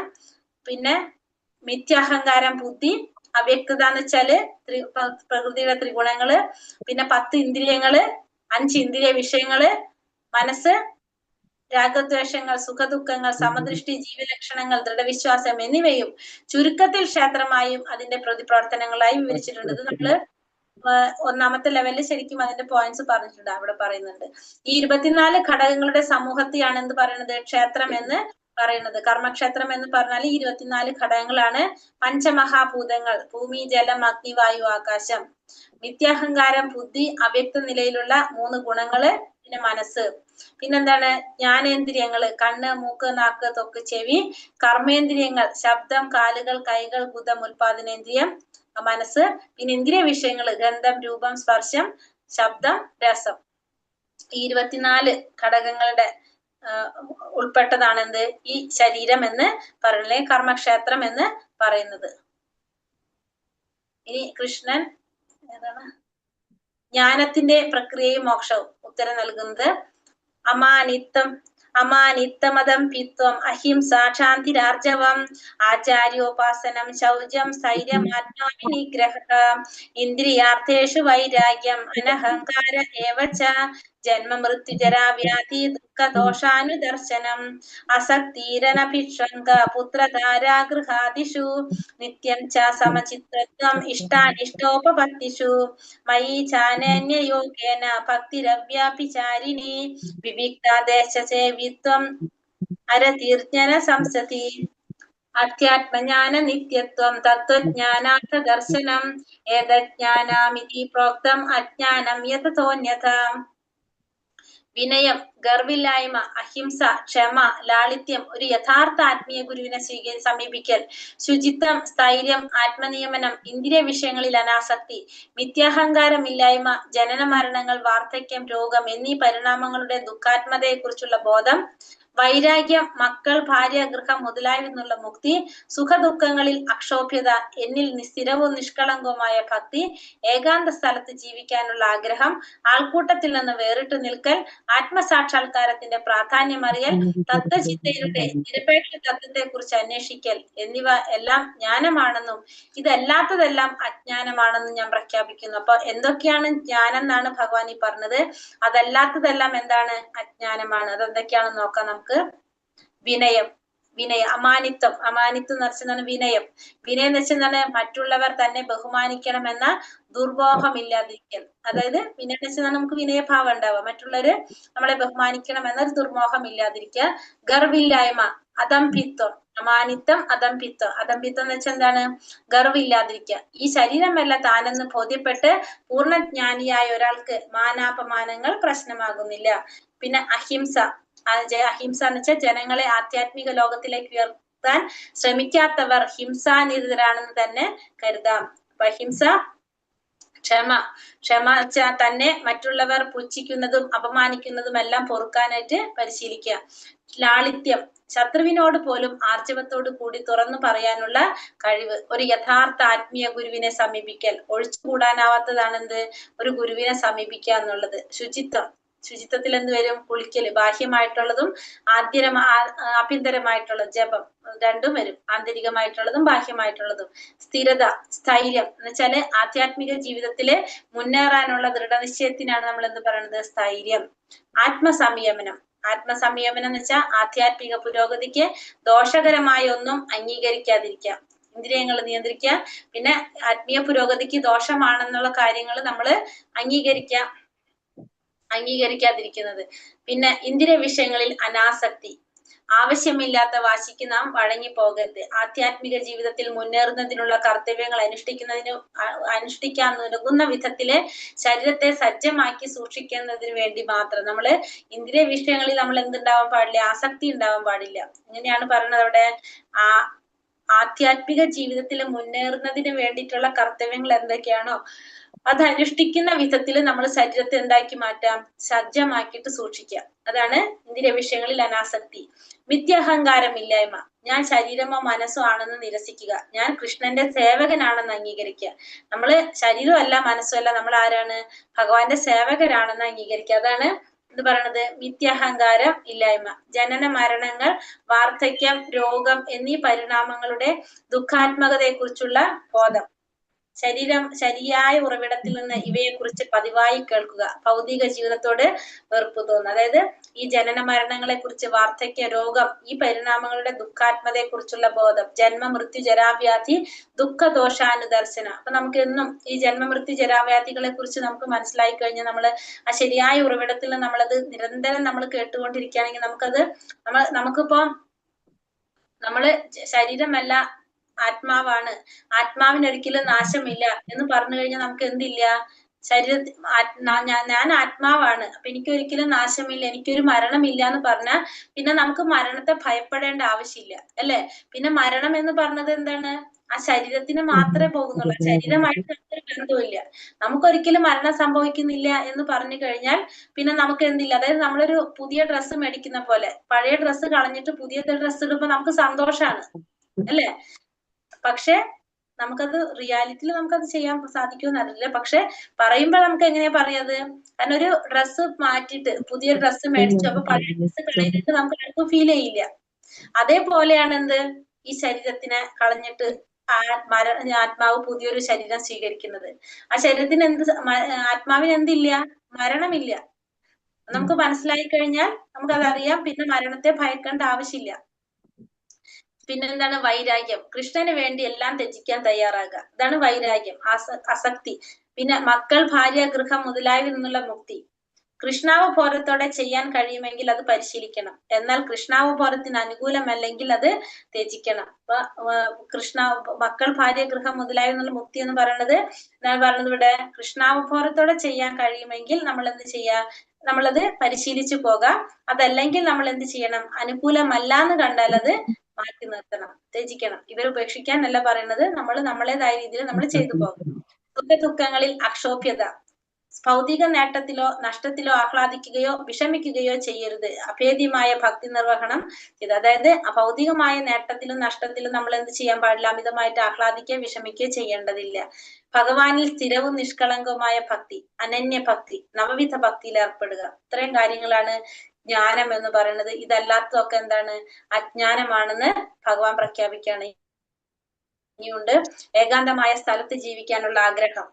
ഭൗതികവാദികളുമായി ഇടപെടാൻ ആഗ്രഹിക്കാതെ ഭക്തന്മാരുടെ കൂട്ടത്തിൽ ജീവിക്കുക, അല്ലെങ്കിൽ ഏകാന്തമായിട്ട് ജീവിക്കാം. ആൾക്കൂട്ടത്തിൽ നിന്ന് വേറിട്ട് നിൽക്കുക. മുകളിലേതുപോലെ തന്നെ, അതായത് നമ്മൾ ഭക്തന്മാരുമായിട്ടുള്ള ഒരു സംഘം, അല്ലാത്തത് നിരസിക്കാം. ആത്മസാക്ഷാത്കാരത്തിന്റെ പ്രാധാന്യം അറിയാം. വ്യർത്ഥ വിനോദങ്ങൾ, സിനിമാ പ്രദർശനങ്ങൾ, സാമൂഹ്യ ആഘോഷങ്ങൾ, അതായത് ഭക്തിയോട് ബന്ധമില്ലാത്തതിനൊക്കെ വെറുതെ സമയം പാഴാക്കാതെ നമുക്ക് അത് ഒഴിവാക്കുക. തത്വചിന്തയിലൂടെ നിരപേക്ഷ തത്വത്തെ കുറിച്ച് അന്വേഷിക്കുക. ഉപയോഗശൂന്യമായ ഗവേഷണങ്ങളും തത്വശാസ്ത്ര വിഷയങ്ങളും നിരസിക്കുക. നമ്മള് ആവശ്യമില്ലാത്ത ഉപയോഗശൂന്യമായിട്ടുള്ള ഗവേഷണങ്ങൾ, തത്വശാസ്ത്ര വിഷയങ്ങളൊക്കെ നിരസിക്കുക. അതാണ് തത്വചിന്തയിലൂടെ നിരപേക്ഷ തത്വത്തെ കുറിച്ച് അന്വേഷിക്കുക. അത് നമുക്ക് നിരപേക്ഷ തത്വത്തെ കുറിച്ച് നമുക്ക് അന്വേഷിക്കേണ്ട എന്നുള്ള രീതിയിൽ നമ്മൾ എന്ത് ചെയ്യുക? ഉപയോഗശൂന്യമായിട്ടുള്ള ഗവേഷണങ്ങളും തത്വവിഷയങ്ങളൊക്കെ നിരസിക്കുക. ഇത്രയും കാര്യങ്ങള് ജ്ഞാനമാണ്. ഇതല്ലാത്തതൊക്കെ എന്താണ്? അജ്ഞാനമാണെന്നാണ് ഭഗവാൻ പറയുന്നത്. ഇനി ജ്ഞാനത്തിന്റെ പ്രക്രിയയെ കുറിച്ചാണ് 12 വരെ പറയുന്നത്. ജ്ഞേയം യത്തത് പ്രവിശ്യാമി യജ്ഞാത്വമൃതമശ്നുതേ അനാദി മത്പരം ബ്രഹ്മ സതുച്യത്തെ. ഏതൊന്നിന്റെ അറിവ് സനാതനമായതിനെ ആസ്വദിക്കുന്നതിനുതകുമോ? ജ്ഞേയമായ അതിനെപ്പറ്റി ഞാൻ വിവരിച്ചു തരാം. അനാദിയും എന്നെ ആശ്രയിച്ചുള്ളതുമാണ് ബ്രഹ്മം. ഭൗതിക ലോകത്തിലെ കാര്യകാരണങ്ങൾക്ക് അതീതമാണത്. അപ്പൊ ഏതൊന്നിന്റെ അറിവാണോ സനാതനമായതിനെ ആസ്വദിക്കുന്നതിന് ഉതകുന്നത്, ജ്ഞേയമായ അതിനെ കുറിച്ച് ഞാൻ പറഞ്ഞു തരാം. അനാദിയും എന്നെ ആശ്രയിക്കുന്നതുമാണ് എന്ത്? ബ്രഹ്മം എന്ന് പറയുന്നത്. ഭൗതിക ലോകത്തിലെ കാര്യകാരണങ്ങൾക്ക് അതീതമായിട്ടുള്ളതാണത്. അതിനെക്കുറിച്ച് ഇനി പറയാനായിട്ട് അർജുനനോട് പറഞ്ഞു കൊടുക്കാണ്. സർവതാപാണി പാദം തത്സർവതോ ശിശിരോമുഖം സർവതാ ശ്രുതിമല്ലോകേ സർവമാവൃത്യ തിഷ്ഠതി. കൈകാലുകളും തലകളും മുഖങ്ങളും നേത്രങ്ങളും ചെവികളും എല്ലായിടത്തും വ്യാപിപ്പിച്ചുകൊണ്ട് പരമാത്മാവ് സർവവ്യാപിയായി സ്ഥിതി ചെയ്യുന്നു. അപ്പൊ നമ്മൾ എന്താണ് പറഞ്ഞ? പരമാത്മാവ് ഈ പ്രപഞ്ചം മുഴുവൻ നിറഞ്ഞു നിൽക്കുന്നതാണ്. സർവവ്യാപിയാണ് ആര്? പരമാത്മാവ്. നമ്മൾ നേരത്തെ പറഞ്ഞു അല്ലെ? കൈകളും കാലും മുഖങ്ങളും നേത്രങ്ങളും ചെവികളും എല്ലായിടത്തും വ്യാപിച്ചുകൊണ്ട് പരമാത്മാവ് സർവവ്യാപിയായിട്ടാണ് ആര് സ്ഥിതി ചെയ്യുന്നത്? പരമാത്മാവ് സ്ഥിതി ചെയ്യുന്നത്. എണ്ണമറ്റ രശ്മികൾ പ്രസരിപ്പിച്ചു കൊണ്ടിരിക്കുന്ന സൂര്യനെ പോലെയാണ് പരമാത്മാവ്. പരമാത്മാവിനെ എങ്ങനെ പറയുന്നത്? സൂര്യനെ പോലെ. രശ്മികൾ മുഴുവൻ പ്രസരിപ്പിച്ചു കൊണ്ടിരിക്കുന്ന സൂര്യനെ പോലെയാണ് പരമാത്മാവ്, അല്ലെങ്കിൽ ഭഗവാൻ, പരമദിവ്യാത്മ പുരുഷൻ. സർവ്വവ്യാപ്തമായ രൂപത്തിൽ അദ്ദേഹം നിലകൊള്ളുന്നു. അപ്പൊ ഭഗവാൻ സർവ്വവ്യാപ്തമായിട്ട് എല്ലാ പ്രപഞ്ചം മുഴുവൻ നിറഞ്ഞു നിൽക്കുന്ന രീതിയിലാണ് ആര് നിലനിൽക്കുന്നത്? ഭഗവാൻ നിലനിൽക്കുന്നത്. സർവേന്ദ്രിയാ ഗുണാഭാസം സർവേന്ദ്രിയാ വിവർജിതം അസക്തം സർവവിഭൃച്ചൈവ നിർഗുണം ഗുണഭോക്തിച്ച. സർവ ഇന്ദ്രിയങ്ങളുടെയും ഉൽപ്പത്തി സ്ഥാനമാണ് പരമാത്മാവ്. എന്നിരുന്നാലും അവിടത്തേക്ക് ഇന്ദ്രിയങ്ങളില്ല. അപ്പൊ ഭഗവാൻ എങ്ങനെയാണ്? എല്ലാ ഇന്ദ്രിയങ്ങളുടെയും ഉൽപ്പത്തി സ്ഥാനം ഭഗവാനാണ്. സർവ്വ ഇന്ദ്രിയങ്ങളുടെയും ഉൽപ്പത്തി സ്ഥാനം പരമാത്മാവാണ്. പക്ഷെ എന്നിരുന്നാലും ഭഗവാൻ എന്തില്ല? ഇന്ദ്രിയങ്ങളില്ല. സകല ജീവജാലങ്ങളെയും നിലനിർത്തി പോരുന്നെങ്കിലും അനാസക്തനാണ് അദ്ദേഹം. അപ്പൊ എല്ലാ ജീവാത്മാക്കളെ നിലനിർത്തുന്ന ആരാണ്? ഭഗവാനാണ്. പക്ഷെ ഒന്നിനോട് ഭഗവാൻ എന്തില്ല? ആസക്തിയില്ല. ത്രിഗുണങ്ങൾക്ക് അതീതനാണ് ഭഗവാൻ. അതേ സമയം തന്നെ ഭൗതിക പ്രകൃതിയുടെ ഗുണങ്ങളുടെ യജമാനനുമാണ് അദ്ദേഹം. അപ്പൊ ത്രിഗുണങ്ങൾക്ക് അതീതനും ഗുണങ്ങളുടെ യജമാനനുമാണ് ആര്? ഭഗവാൻ. ഭഗവാനാണ് എല്ലാത്തിനെയും നിലനിർത്തി പോരുന്നത് ഭഗവാനാണെങ്കിലും ഭഗവാൻ എല്ലാത്തിനോടും എങ്ങനെയാണ്? അനാസക്തനാണ് ഭഗവാൻ. പരമാത്മാവിന്റെ ഇന്ദ്രിയങ്ങൾ അഭൗതികങ്ങളാകയാൽ അവയെ നിർഗുണങ്ങൾ എന്ന് പറയുന്നു. ഗുണങ്ങൾ എന്നാൽ ഭൗതിക ഗുണങ്ങൾ എന്നർത്ഥം. അദ്ദേഹത്തിന്റെ ഇന്ദ്രിയങ്ങൾക്ക് ഭൗതികതയുടെ ആവരണങ്ങളില്ല. അത് നമ്മുടേത് പോലെയല്ല എന്ന് മനസ്സിലാക്കണം. അപ്പൊ ഭഗവാൻ എങ്ങനെയാണ്? നിർഗുണനാണ് ഭഗവാൻ. ഗുണങ്ങൾക്ക് അതീതനാണ് ഭഗവാൻ. ഭഗവാന്റെ ഇന്ദ്രിയങ്ങൾ എങ്ങനെയാണ്? അഭൗതികമാണ്. അത് നിർഗുണങ്ങളായിട്ടുള്ളതാണെന്ന് പറയാം. അദ്ദേഹത്തിന്റെ ഇന്ദ്രിയങ്ങൾ എങ്ങനെ? ഭൗതികതയുടെ ആവരണങ്ങൾ ഇല്ല ഭഗവാന്റെ ഇന്ദ്രിയങ്ങൾക്ക്. അത് നമ്മുടേത് പോലെയല്ല. നമ്മുടെ ഇന്ദ്രിയങ്ങൾ എങ്ങനെയാണ്? ഓരോ ഇന്ദ്രിയങ്ങൾക്കും ഓരോരോ പ്രവർത്തികളെ ചെയ്യാൻ സാധിക്കുള്ളൂ. അപ്പൊ കണ്ണാണെങ്കിൽ കണ്ണുകൊണ്ട് കാണാൻ സാധിക്കും, നമുക്ക് ചെവി കൊണ്ട് കേൾക്കാൻ സാധിക്കും. നമ്മൾ ഓരോ ഇന്ദ്രിയങ്ങളും ഓരോ പ്രവർത്തികൾ ചെയ്യും. പക്ഷെ ഭഗവാന്റെ ഇന്ദ്രിയങ്ങൾ കണ്ണുകൊണ്ട് ഭഗവാൻ എന്ത് സാധിക്കും? ഭഗവാന് പ്രസാദം സ്വീകരിക്കാൻ സാധിക്കും. കൈകൊണ്ട് നടക്കാൻ സാധിക്കും. അതായത് ഭഗവാന്റെ എല്ലാ ഇന്ദ്രിയങ്ങൾക്കും എല്ലാ പ്രവർത്തികളും ചെയ്യാനായിട്ട് സാധിക്കും. നമ്മുടെ പോലെയല്ല എന്ന് നമ്മൾ മനസ്സിലാക്കുക. ബഹിരന്തശ്ച ഭൂതാനാം ആചരം ചരമേവ ച സൂക്ഷ്മത്വാത്തദ വിജ്ഞേയം ദൂരസ്ഥം ചാന്തികേ ച തത്. പരമതത്വം ചരങ്ങളും അചരങ്ങളുമായ എല്ലാ ജീവികളുടെയും ഉള്ളിലും പുറത്തും കുടികൊള്ളുന്നു. അപ്പൊ പരമാത്മാവ് അല്ലെങ്കിൽ പരമതത്വം, ആ പരംപുരുഷനായിട്ടുള്ള ഭഗവാൻ ചരിക്കാത്തതുമായിട്ടുള്ള എല്ലാ ചരാചരങ്ങളുടെയും സർവ്വ ജീവജാലങ്ങളുടെയും ഉള്ളിലും പുറത്തും കുടികൊള്ളുന്നതാണ്. അതിസൂക്ഷ്മഭാവം മൂലം ഭൗതിക ഇന്ദ്രിയങ്ങൾക്ക് അദ്ദേഹത്തെ കാണാനോ അറിയാനോ സാധിക്കില്ല. പക്ഷെ എന്താണ്, നമ്മുടെ ഇന്ദ്രിയങ്ങൾക്ക്, ഭൗതികമായ ഇന്ദ്രിയങ്ങൾക്ക് നമുക്ക് മനസ്സിലാകുന്നില്ല എന്നുള്ളൂ, ഭഗവാനെ നമുക്ക് കാണാനും അറിയാനും സാധിക്കുന്നില്ല. അതിദൂരസ്ഥനെങ്കിലും എല്ലാവർക്കും സമീപസ്ഥനുമാണ് അദ്ദേഹം. അപ്പൊ ഭഗവാൻ വിദൂരസ്ഥനാണെങ്കിലും എങ്ങനെയാണ്, സമീപസ്ഥനാണ്. പക്ഷെ നമുക്കത് അറിയാൻ സാധിക്കുന്നില്ല. കാരണം നമ്മുടെ ഇന്ദ്രിയങ്ങള് എങ്ങനെയാണ്, അപൂർണമായതുകൊണ്ട് അതിസൂക്ഷ്മമായിട്ടുള്ള ഭഗവാനെ നമുക്ക് മനസ്സിലാക്കാനായിട്ട്, ഭഗവാൻ അറിയാൻ നമുക്ക് സാധിക്കുന്നില്ല. ഭഗവാൻ ദൂരസ്ഥനെങ്കിലും ഭഗവാൻ എങ്ങനെയാണ്, സമീപസ്ഥനുമാണ്. കൃഷ്ണാവബോധ പരിശീലനത്താൽ ഇന്ദ്രിയ മനസ്സുകളെ പവിത്രീകരിച്ച് ഭക്തിയുടെ സേവനത്തിൽ ഏർപ്പെടുന്നവർക്ക് മാത്രം നിരന്തരം ഭഗവത് ദർശനം സാധ്യമാകും. അപ്പൊ ഭഗവാനെ ദർശിക്കാൻ സാധിക്കണമെങ്കിൽ എന്ത് വേണം, ഭക്തിയുടെ സേവനത്തിൽ ഏർപ്പെടണം. ഭക്തി ഇല്ലാതെ ഭഗവാനെ കുറിച്ച് അറിയാൻ സാധിക്കില്ല. ഭഗവാൻ അതെല്ലാം പറയുന്നുണ്ടല്ലോ, ഓരോരോ പേജിലും പറയുന്നുണ്ട്. നമുക്ക് ഭക്തിയിലൂടെ മാത്രമേ ഭഗവാൻ അറിയാൻ സാധിക്കുള്ളൂ. ഭക്തിയുടെ സേവനത്തിൽ ഏർപ്പെടുന്നവർക്ക് മാത്രമേ ഭഗവാന്റെ ദർശനം സാധ്യമാകൂ എന്നുള്ളത്, നിരന്തരം ദർശനം സാധ്യമാകും എന്നാണ് ഇവിടെ പറയുന്നത്. അപ്പൊ ഭക്തിയിലൂടെ മാത്രമേ നമുക്ക് ഭഗവാൻ അറിയാനായിട്ട് സാധിക്കുന്നുള്ളൂ. അവിഭക്തം ച ഭൂതേഷു വിഭക്തിമിവ ചാസ്ഥിതം ഭൂതഭർത്യച്ച തജ്ഞേയം ഗ്രസിഷ്ണു പ്രഭവിഷ്ണു ച. ഓരോ ജീവിയിലും വെവ്വേറെ കാണപ്പെടുന്നെങ്കിലും പരമാത്മാവ് അവിഭാജ്യനാണ്, ഏകനായി സ്ഥിതി ചെയ്യുന്നു. ഭൂതജാലത്തെ നിലനിർത്തുന്നതോടൊപ്പം സംഹരിക്കുകയും സൃഷ്ടിക്കുകയും ചെയ്യുന്നതും അദ്ദേഹം എന്ന് മനസ്സിലാക്കണം. അപ്പൊ ഓരോ ജീവിയിലും വെവ്വേറെ കാണപ്പെടുന്നെങ്കിലും പരമാത്മാവ് എങ്ങനെയാണ്, അവിഭാജ്യനാണ്. പരമാത്മാവ് നമുക്ക് ഓരോരോ ജീവിയെ കാണുന്നെങ്കിലും ഭഗവാൻ ഒന്ന് തന്നെയാണ്, ഒരേ ഭഗവാൻ തന്നെയാണ് എല്ലാവരിലും ഇരിക്കുന്നത്. ഏകനായി സ്ഥിതി ചെയ്യുന്നു, ഭഗവാൻ ഏകനാണ്. ഭൂതജാലത്തെ നിലനിർത്തുന്നതോടൊപ്പം സംഹരിക്കുകയും സൃഷ്ടിക്കുകയും ചെയ്യുന്നതും അദ്ദേഹം തന്നെയാണ്. അപ്പൊ എല്ലാം ചെയ്യുന്നത്, സൃഷ്ടി സ്ഥിതി സംഹാരങ്ങളെല്ലാം നടത്തുന്നത് ആര് തന്നെയാണ്, ഭഗവാൻ തന്നെയാണ് നമുക്ക് മനസ്സിലാക്കണം. അപ്പൊ നമ്മൾ ഇത്രയും പറയുമ്പോ തന്നെ അതിന് നമുക്ക് വേറെ പേരുകളെ പറഞ്ഞു അല്ലെ, സൃഷ്ടി സ്ഥിതി സംഹാരം നടത്തുന്ന ബ്രഹ്മ വിഷ്ണു മഹേശ്വരൻ. ഇവിടെ നമുക്ക് മനസ്സിലാക്കി തരുന്നത് ഇതെല്ലാം ആര് തന്നെയാണ്, ഭഗവാൻ തന്നെയാണ്. ഭൂതജാലത്തെ നിലനിർത്തുന്നതോടൊപ്പം സംഹരിക്കുകയും സൃഷ്ടിക്കുകയും എല്ലാം ചെയ്യുന്നത് ആര് തന്നെ, ഭഗവാൻ തന്നെയാണെന്ന് അദ്ദേഹം പറഞ്ഞു തരുന്നു. ഉച്ചസ്ഥനാവുമ്പോൾ സൂര്യൻ നമ്മുടെ തലയ്ക്ക് മുകളിലാണെന്ന് പറയാറുണ്ട്. എന്നാൽ 5000 നാഴിക ദൂരം എല്ലാ ദിക്കിലേക്ക് സഞ്ചരിച്ചാലും സൂര്യൻ എവിടെയെന്ന ചോദ്യത്തിന് സ്വന്തം ശിരസിന് മുകളിൽ തന്നെയായിരിക്കുമെന്നാണ് ഉത്തരം. അപ്പൊ നമ്മള് സമഗ്രതയോടെ ഇരിക്കെ തന്നെ ശകലിതമായി തോന്നുന്നതിനെ വൈദിക സാഹിത്യം ഉദാഹരണമായി എടുത്തു കാട്ടാറുണ്ട്. സൂര്യനെ ഓരോ സ്ഥലത്തും അനേകം പേർക്ക് പ്രത്യക്ഷീഭവിക്കുന്നത് പോലെ ഓരോ വിഷ്ണുവും തന്റെ വൈഭവത്താൽ പലയിടത്തും അസംഖ്യം പേർക്ക് പ്രത്യക്ഷനാകുന്നു. അപ്പൊ ഉച്ചസ്ഥനാവുമ്പോൾ സൂര്യൻ നമ്മുടെ തലയ്ക്ക് മുകളിലാണെന്ന് നമ്മൾ പറയും. നമ്മൾ എത്ര ദൂരം ചെന്ന് നോക്കിയാലും സൂര്യൻ അപ്പോഴും എവിടെ തോന്നും, നമ്മുടെ തലയ്ക്ക് മുകളിലാണെന്ന് മനസ്സിലാക്കാം. അപ്പൊ അത് നമുക്കറിയാം, സൂര്യൻ നമ്മുടെ തലയ്ക്ക് മുകളിൽ തന്നെയാണ് നമുക്ക് കാണാനായിട്ട് സാധിക്കുന്നത്. പിന്നെ അവിടെ അത് ഓരോ സ്ഥലത്തും നമ്മൾ പറഞ്ഞ പോലെ തന്നെ പ്രത്യേകം അനേകം പേർക്ക് സൂര്യൻ ഓരോ സ്ഥലത്തും അനേകം പേർക്ക് പ്രത്യക്ഷീഭവിക്കുന്നത് പോലെ തന്നെയാണ് ഭഗവാനും. ഇപ്പൊ നമ്മൾ എവിടെ പോയാലും എവിടെ നിന്ന് നോക്കിയാലും നമുക്ക് ആരെ കാണാം, സൂര്യനെ കാണാം. ഓരോരോ പ്രത്യേക സൂര്യനില്ല, എല്ലാവരും കാണുന്നത് ഒരേ ഒരു സൂര്യനെ തന്നെയാണ്. അതേപോലെ തന്നെയാണ് ഭഗവാനും. ഭഗവാൻ തന്റെ വൈഭവത്താൽ പലയിടത്തും അസംഖ്യ പേർക്ക് പ്രത്യക്ഷനാകുന്നു. പക്ഷെ ഒരേ ഒരു ഭഗവാനാണ്. ആ ഭഗവാൻ പല തരത്തില് പലർക്കും അദ്ദേഹത്തിന്റെ വൈഭവം കൊണ്ട് പ്രത്യക്ഷനാകുന്നു എന്ന് മാത്രം. ജ്യോതിഷാമപി തജ്ജ്യോതി തമസാ പരമുച്യത്തെ ജ്ഞാനം ജ്ഞേയം ജ്ഞാനഗമ്യം ഹൃദി സർവസ്യ വിഷ്ടിതം. അദ്ദേഹമാണ് സർവ്വ ജ്യോതിസുകളുടെയും സ്രോതസ്. പദാർത്ഥനിഷ്ഠമായ തമസിനെ അതിക്രമിച്ച് നിൽക്കുന്നതും അവ്യക്തമായിട്ടുള്ളതും ഭഗവാൻ തന്നെയാണ്.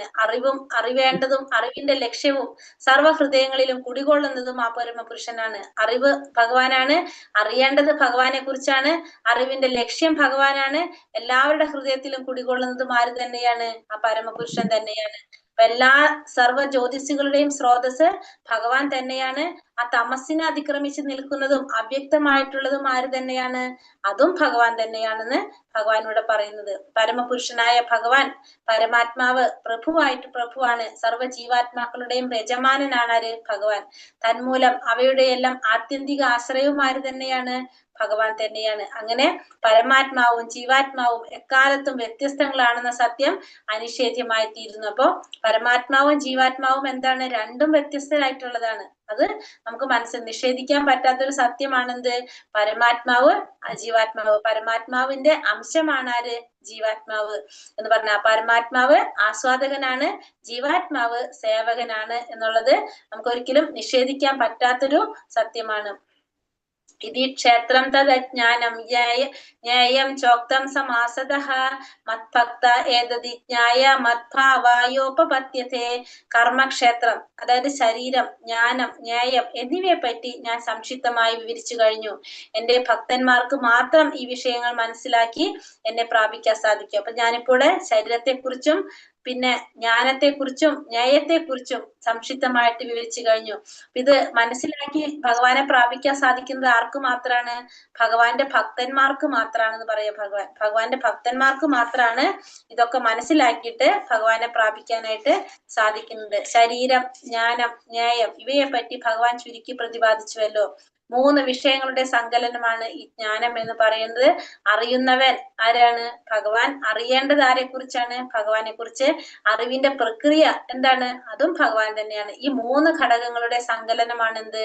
ജ്ഞാനം എന്ന് പറയുന്നത്. അറിയുന്നവനും അറിയേണ്ടവനും അറിവിന്റെ പ്രക്രിയയും തമ്മിലുള്ള സങ്കലനമാണ് ജ്ഞാനം. ഇവ 3ഉം ചേരുമ്പോൾ വിജ്ഞാനം അഥവാ ജ്ഞാനശാസ്ത്രമാകുന്നു. പരിപൂർണമായ ജ്ഞാനം ഗ്രാഹ്യമാക്കുന്നത് വിശുദ്ധ ഭക്തന്മാർക്ക് മാത്രമാണ്. അപ്പൊ ഇത് മുഴുവൻ അറിയാൻ സാധിക്കുന്നത് ആർക്കാണ്? ഭക്തന്മാർക്ക് മാത്രമേ ഇതിനെ കുറിച്ചെല്ലാം അറിയാനായിട്ട് സാധിക്കുന്നുള്ളൂ.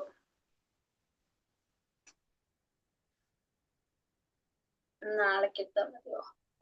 കുറച്ചുകൂടി എടുക്കാം അല്ലെ.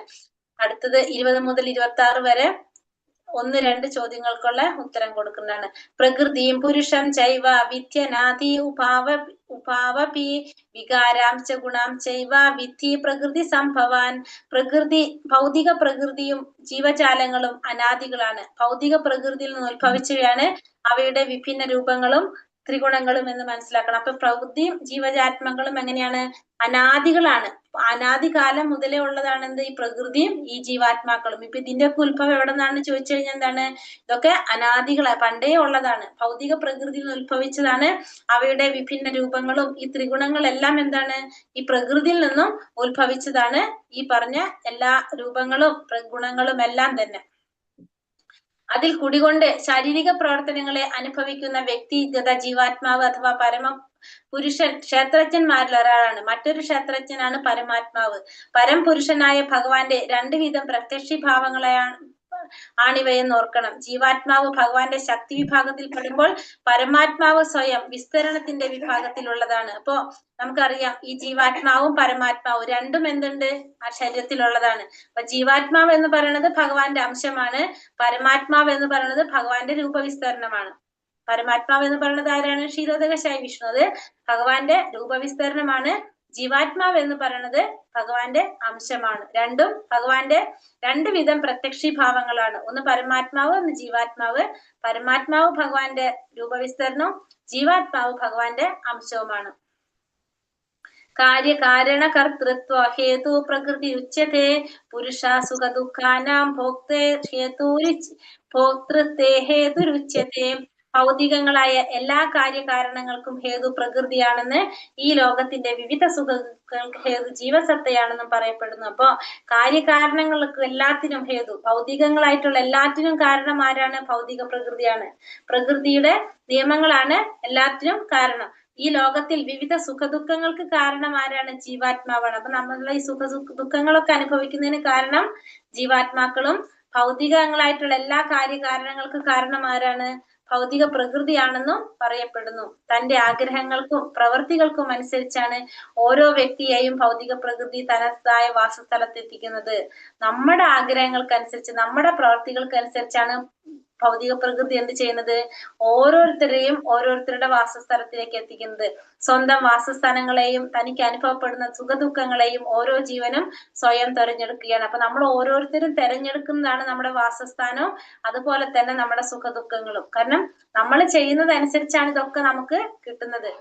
ഒരു പ്രത്യേക ശരീരം സ്വീകരിച്ച ശേഷം ജീവാത്മാവ് പ്രകൃതിക്ക് അധീനനായി തീരുന്നു. ശരീരം ഭൗതികമാകയാൽ അതിന് ഭൗതിക നിയമങ്ങൾ അനുസരിച്ച് വേണം പ്രവർത്തിക്കാൻ. തത്സമയം ആ നിയമത്തെ ലംഘിക്കാനുള്ള ശക്തി ജീവസത്തയ്ക്ക് ഇല്ലതാനും. അപ്പോ ഒരു പ്രത്യേക തരം ശരീരം സ്വീകരിച്ച ശേഷം ജീവാത്മാവിന് എന്ത് സംഭവിക്കും? അത് പ്രകൃതിക്ക് അധീനനായിട്ട് മാറും. ശരീരം ഭൗതികമായതുകൊണ്ട് തന്നെ ആ ഭൗതികമായിട്ടുള്ള നിയമങ്ങൾ അനുസരിച്ച് വേണം എന്ത് ചെയ്യാൻ? ആ ശരീരത്തിന് പ്രവർത്തിക്കാൻ. അങ്ങനെ തത്സമയം ആ നിയമത്തെ ലംഘിക്കാനുള്ള ശക്തി ആണെങ്കിലോ ജീവാത്മാവിന് അതിനെ നിയമിക്കാനുള്ള ശക്തിയില്ല. അപ്പൊ ഭൗതിക പ്രകൃതിയിൽ വരുമ്പോ ആ പ്രകൃതിയുടെ നിയമങ്ങൾ അനുസരിച്ചല്ലാതെ ജീവാത്മാവിന് എന്ത് സാധിക്കില്ല? തന്റെ ഇഷ്ടത്തിന് പ്രവർത്തിക്കാനായിട്ട് സാധിക്കില്ല. പുരുഷ പ്രകൃതിസ്ഥോ ഹി ഭുങ്ക്തേ പ്രകൃതി ജാൻ ഗുണാൻ കാരണം ഗുണസംഗസ്യ അസത്യോ ജന്മസു. പ്രകൃതിയിൽ ഭൗതിക പ്രകൃതിയിൽ ജീവാത്മാവ് പ്രകൃതിയുടെ ഗുണങ്ങൾ അനുഭവിച്ചുകൊണ്ടുള്ള ജീവിത രീതി കൈക്കൊള്ളുന്നു. ഭൗതിക പ്രകൃതിയുമായുള്ള സമ്പർക്കത്തിലാണത്. അങ്ങനെ നല്ലതും ചീത്തയുമായ നാനാ യോനികളിൽ ജീവൻ പിറവിയെടുക്കുന്നു. അപ്പൊ ഭൗതിക പ്രകൃതിയിൽ ജീവാത്മാവ് എന്ത് ചെയ്യും? ആ ഗുണങ്ങളുടെ അടിസ്ഥാനത്തിൽ അത് അനുഭവിച്ചുകൊണ്ടുള്ള ഒരു ജീവിത രീതിയാണ് ഇത് കൈക്കൊള്ളുന്നത്. ജീവാത്മാവ് പ്രകൃതിയിൽ കൈക്കൊള്ളേണ്ടി വരുന്നത്. ഭൗതിക പ്രകൃതിയുമായിട്ടുള്ള സമ്പർക്കം കൊണ്ടാണ് അത് സംഭവിക്കുന്നത്. അങ്ങനെ നല്ലതും ചീത്തയുമായിട്ടുള്ള നാനാ യോനിയിൽ ആര് പിറവിയെടുക്കേണ്ടി വരും? ഈ ജീവാത്മാവിന് പിറവിയെടുക്കേണ്ടതായിട്ട് വരും. അപ്പൊ പ്രകൃതിയുടെ ഗുണങ്ങളുടെയും കൂടി അടിസ്ഥാനത്തിലാണ് ആര് അവിടെ ജീവിത രീതി കൈക്കൊള്ളേണ്ടി വരുന്നത്? ആ ജീവാത്മാവിന്. ആ പ്രകൃതിയുടെ ഗുണങ്ങൾ എങ്ങനെയാ വരുന്നത്? ആ ജീവാത്മാവിന്റെ പ്രവർത്തികൾ അനുസരിച്ച്. അങ്ങനെ ഈ വിഭിന്ന ശരീരത്തിൽ ഉൾപ്പെട്ടു പോകുന്നു. എങ്ങനെ ഒരു വിഭിന്ന ശരീരത്തിൽ ഉൾപ്പെട്ടു പോകുന്നു? പ്രകൃതിയുടെ വ്യത്യസ്ത ഗുണങ്ങളായിട്ടുള്ള വീഴ്ചയാണ് ഇതിന് കാരണം. അപ്പൊ പ്രകൃതിയുടെ ഈ ഗുണങ്ങളിലായിട്ടുള്ള വീഴ്ച ഏത് ഗുണമാണോ സ്വാധീനിച്ചിരിക്കുന്നത്, അതിനാൽ ത്രിഗുണങ്ങളിൽ നിന്ന് ഉയർന്ന ആധ്യാത്മിക അവസ്ഥയിലെത്തണം. അപ്പൊ അതുകൊണ്ട് നമ്മൾ എന്ത് ചെയ്യണം? ഈ ത്രിഗുണങ്ങളെ നമുക്ക് മറികടക്കാൻ സാധിക്കണം. അതിന് കൃഷ്ണാവബോധം എന്ന് പറയുന്നു. കൃഷ്ണാവബോധം ഉദിക്കാത്തവരെ ഭൗതികബോധം ഒരു ശരീരത്തിൽ നിന്ന് മറ്റൊന്നിലേക്ക് മാറിക്കൊണ്ടിരിക്കാൻ നിർബന്ധിച്ചു കൊണ്ടിരിക്കുക. അപ്പൊ കൃഷ്ണാവബോധം ഇല്ലാത്തവരാണെങ്കിലാണ് ഒരു ശരീരത്തിൽ നിന്ന് മറ്റൊരു ശരീരത്തിലേക്ക് പോകേണ്ടി വരുന്നത്. കൃഷ്ണാവബോധമുള്ളവർക്ക് എന്താണ് പറയുന്നത്? അവര് ആധ്യാത്മികതയിലേക്ക് ഉയരാനായിട്ട് അവർക്ക് സാധിക്കും. ഹരേ കൃഷ്ണ കൃഷ്ണ കൃഷ്ണ ഹരേ ഹരേ, ഹരേ രാമ രാമ രാമ ഹരേ ഹരേ. ലാസ്റ്റ് വരെ 26 വരെ എടുത്ത് വരുമ്പോ ഹരേ കൃഷ്ണ. നാളെ നമുക്ക് നോക്കാം. അത് 22 തൊട്ട് നാളെ എടുക്കാൻ മതി. ക്വസ്റ്റ്യൻസ് വന്നിട്ടുണ്ടാവും അല്ലേ?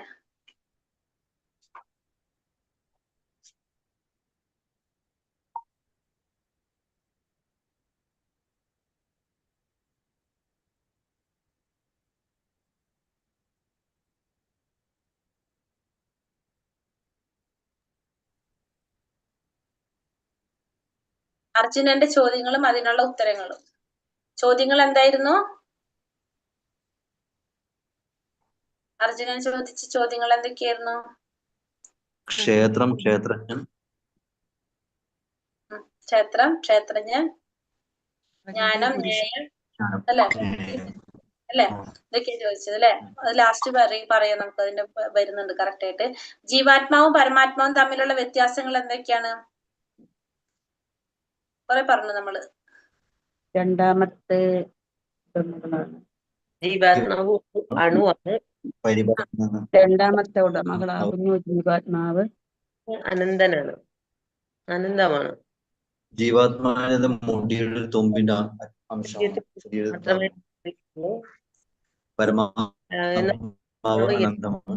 എല്ലാവരുടെയും ശരീരത്തെ കുറിച്ച് അറിയാൻ ഒരു ശരീരത്തിന്റെ രണ്ടാമത്തെ ഉടമസ്ഥാവകാശം. അതായത് നമ്മുടെ ശരീരത്തിന്റെ യഥാർത്ഥ ഉടമസ്ഥൻ ആരാണ്? ഭഗവാനാണ്. നമുക്ക് രണ്ട് സ്ഥാനമുള്ളൂ എന്നാ പറയുന്നത്. അത് ശരീരത്തിന്റെ ആയാലും ഇന്ദ്രിയത്തിന്റെ ആയാലും യഥാർത്ഥ ഉടമസ്ഥൻ ഭഗവാൻ. നമ്മള് സെക്കൻഡ് ആണ്. നമുക്ക് നമ്മളെ വിചാരം എന്താണ്? നമ്മളാണ് ഒക്കെ ചെയ്യുന്നത് അല്ലെ? നമ്മളാണ് ഇതിന്റെ മെയിൻ ആയിട്ടുള്ള ഓണർ എന്നാണ് നമ്മളെ വിചാരം. പക്ഷെ ഭഗവാൻ പറഞ്ഞെന്നു ഞാനാണെന്നുള്ളത്. പിന്നെ നമ്മൾ എന്താ പറഞ്ഞത്? ജീവാത്മാവ് അണുവാത്മാവാണ്, ഭഗവാൻ വിഭുവാണെന്ന് പറഞ്ഞു. ഭഗവാൻ അനന്തനാണ്. പിന്നെ അതുപോലെ തന്നെ ജീവാത്മാവിന് താനിരിക്കുന്ന ശരീരത്തെ കുറിച്ച് മാത്രം അറിയുന്നു, പരമാത്മാവിന് എല്ലാവരുടെ ശരീരത്തെ കുറിച്ചും അറിയാൻ സാധിക്കും. പിന്നെ ജീവാത്മാവ് പിന്നെന്താ പറഞ്ഞ? തെറ്റുകൾ സംഭവിക്കുന്നു, പിഴ പറ്റുന്നു. എന്നാൽ ഭഗവാൻ ജീവാത്മാവിന് തെറ്റ് പറ്റും, പരമാത്മാവിന് തെറ്റുകൾ സംഭവിക്കുന്നില്ല. പിന്നെ എന്തെങ്കിലും ഉണ്ടോ? പിന്നെന്തെങ്കിലും പറഞ്ഞോ? ജീവാത്മാവിന്റെ വലിപ്പം പറഞ്ഞു. സേവകനാണ്. ഉം. സ്നേഹമുള്ള ഒരു സേവകനാണ്. ജീവാത്മാവ് സേവകനും പരമാത്മാവ് യജമാനനുമാണ്. പിന്നെ ജീവാത്മാവ് എന്ന് വെച്ചിട്ടുണ്ടെങ്കിൽ വലിപ്പം പറഞ്ഞില്ല, ഒരു മുടിയുടെ തുമ്പിന്റെ 10,000-ൽ ഒരു അംശം മാത്രമാണ് ജീവാത്മാവിന്റെ വലിപ്പം എന്ന് പറഞ്ഞു. പിന്നെ പരമാത്മാവ് സർവ്വവ്യാപിയാണ്. ജീവാത്മാവ് ആ ശരീരത്തിൽ മാത്രമേ ഉള്ളൂ. അങ്ങനെ കുറെ നമ്മള് പറഞ്ഞു. ബ്രഹ്മപുച്ഛം എന്ന് പറയുന്നത് എന്താണ്? ബ്രഹ്മപുച്ഛം എന്ന് പറയുന്നത് ആ തൈത്തിരീയ ഉപനിഷത്തിൽ പറയുന്നത് അതിനെയാണ് കേട്ടോ, ബ്രഹ്മപുച്ഛം എന്ന് പറയുന്നത്. ആനന്ദമയം, പ്രാണമയം, അന്നമയം, വിജ്ഞാനമയം, ആനന്ദമയം, അതിനെ പറയുന്നതാണ് എന്താണ് ബ്രഹ്മപുച്ഛം പ്രതിഷ്ഠ എന്നാണ് ഇതിനെ പറയേണ്ടത്. ബ്രഹ്മപുച്ഛം എന്നാണ് അതിനെ പറയുന്നത് എന്ന് തൈത്തിരീയോപനിഷത്ത് പറയുന്നത്. തൈത്തിരീയോപനിഷത്തില് 2:9 പറയുന്നതാണത്. എന്താ പറയുക? ബ്രഹ്മപുച്ഛം എന്നാണ്. ബ്രഹ്മപുച്ഛം പ്രതിഷ്ഠ എന്നാണ് അതിൽ തൈത്തിരീയോപനിഷത്തിൽ പറയുന്നത്. അങ്ങനെയാണ് അതില്.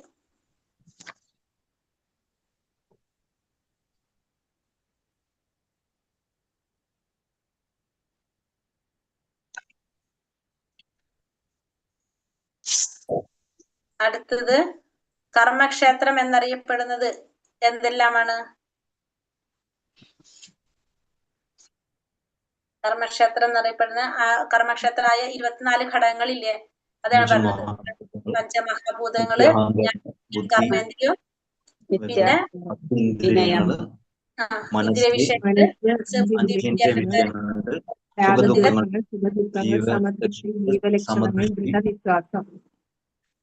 അതാണ്.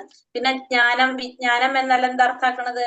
ജ്ഞാനം എന്ന് വെച്ചാല് പറഞ്ഞില്ലേ, ജ്ഞാനം എന്താണ്? വിനയം, പിന്നെ ദമ്പം, അല്ലെ?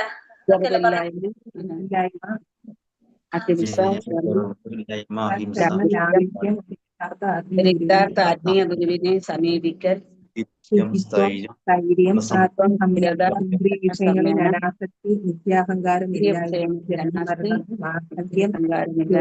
എന്നീ പരിണാമങ്ങളുടെ ദുഃഖാത്മകതയെ കുറിച്ചുള്ള ബോധം, വൈരാഗ്യം, മക്കൾ,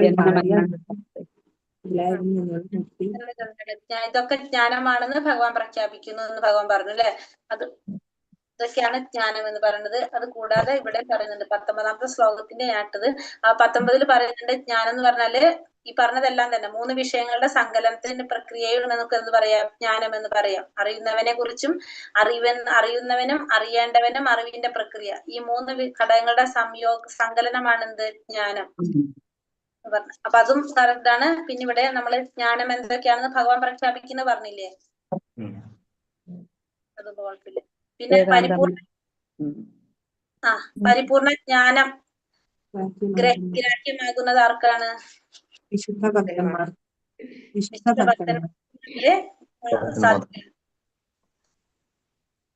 അടുത്തത് ഭുക്തൻ എന്നും ഭോക്താവ് എന്നും അറിയപ്പെടുന്നത് ആരാണ്?